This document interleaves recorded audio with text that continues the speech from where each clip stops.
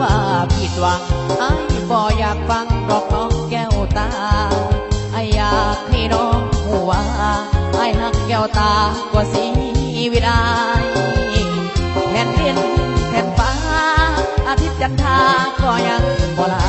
ยฟ้าสมุทรหรือว่าทะเลทรายก็ยังบ่ลายเพราะไอ้หักน้องหน้าที่เวียงงานบางคืนบางวันต้องห่างน้องไกลเวลาไอ้มีน้องบ่ลายไอ้จึงปันใจที่สายอื่นจองน้องเลือกเขาแทนมอบตำแหน่งแฟนให้เขาครอบครอง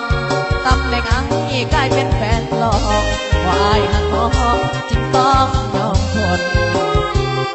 หัวใจของไอ้เหมือนดังไฟเผาไหม้ทั้งดวงเหมือนมีมีดที่ลงกลางสวงแฟนไอ้สุดห่วงควงสายคนน้ำตาเปียกหมอนบ่กินบ่นอนคิดน้ำหน้ามนทั้งที่ไอ้หักน้องมาดนวันนี้หน้ามนกลับมาเลือกเขาบ่โทษเจ้าดอกแต่ไอ้อยากบอกให้น้องหัวถึงแม่น้องเลือกเขาเพียงกายไอ้ยังหมายหักเดียวคือเจ้าสิ่งเดียวที่ขอให้ไอ้ได้บอกเป็นวันน้องเยาไอ้ขอยอมให้น้องมีเขาแต่ว่าสองเฮาอย่าเลิกกัน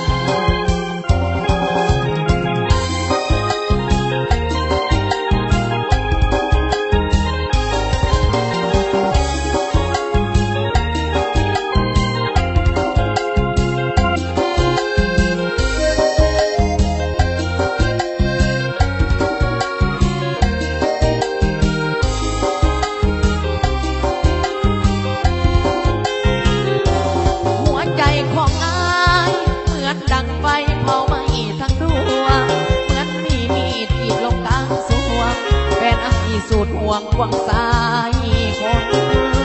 น้ำตาเปียกหมอนบ่กินบ่นอนน้ำหน้ามนทั้งที่อายหักน้องมาดนวันนี้หน้ามนกลับมาเลือกเขาบ่โทษเจ้าดอกแต่อายอยากบอกให้น้องไว้ถึงแม่น้องเลือกเขาเพียงกายอายยังหมายเดียวคือเจ้า